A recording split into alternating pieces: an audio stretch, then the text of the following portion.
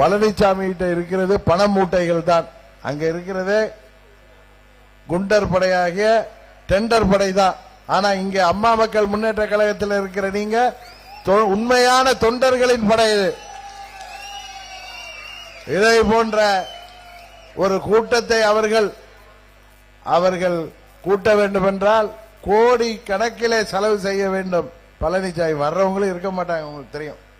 ஆனா இங்க எப்படி ஒரு ராணுவ கட்டுப்பாட்டோடு சாயங்காலம் 4:30 மணிலேருந்து இங்க உட்கார்ந்துருக்கீங்கன்னா 3 மணிக்கு 2 மணிக்கு கிளம்பிருப்பீங்க. இரவு இப்பொழுது 8:15 ஆகுது.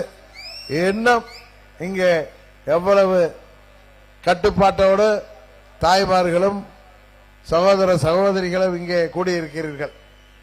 நீங்கள் எல்லோரும் இன்னும் ஒரு 2 மாசம், இது இப்ப பிப்ரவரி முடிய போது, மார்ச் ஏப்ரல் 2 மாசம் நீங்க உங்க சொந்த வேலைகளை எல்லாம் தயவு கூர்ந்து சற்று தள்ளி வைத்துவிட்டு தமிழ்நாட்டு மக்களின் நலனிலை அக்கறையோடு நீங்கள் தேர்தல் பணியாற்ற வேண்டும்.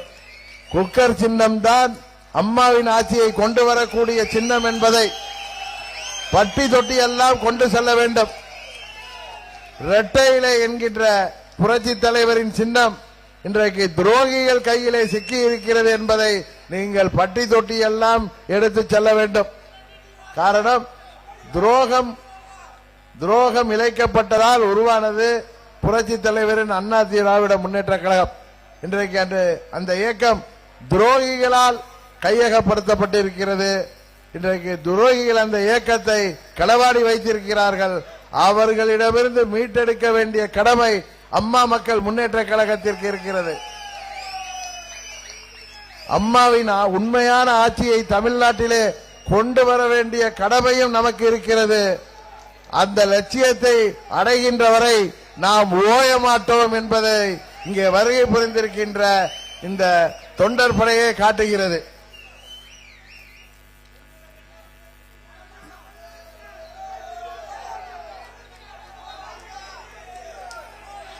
இதே உத்வேகத்தோடு நீங்கள் அனைவரும் செயல்பட்டால் திமுக என்கிற அந்த தீய சக்தி கூட்டணியை தமிழ்நாட்டு மக்களின் துணையோடு நாம் வீழ்த்திவிட முடியும் என்பதை மாத்திரம் இந்த நேரத்தில் சொல்லிக்கொண்டு,